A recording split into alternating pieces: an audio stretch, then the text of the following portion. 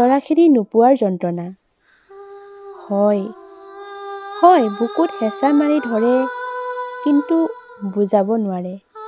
ক'বলৈ যে একোৱেই নাই, কোনোৱেই নাই। চাৰিওফালে মানুহ, কেৱল বুজি পোৱা মানুহ কোনো নাই। কোনোবা মোৰ লগত থাকক বা নাথাকক, এতিয়া কোনো আফচোচ নাই, কাৰণ এতিয়া মই নিজেই নিজৰ সংগী।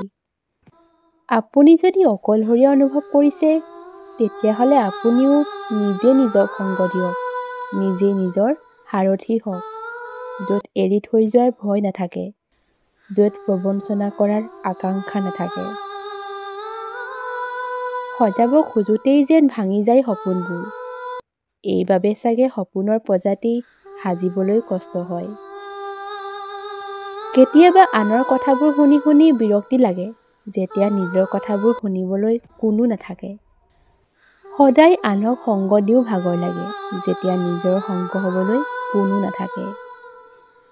মাজৰাতি চকুপানী টুকি পিছদিনা সকলোৰে লগত হাঁহি ধেমালি কৰাটো সহজ নহয়।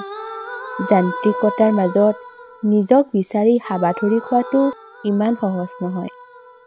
কোলাহলময়ী পৃথিৱীত নিসংগতাৰ আঁৰ লৈ নীৰৱে চকুপানী টুকাটো সঁচাই কষ্টকৰ।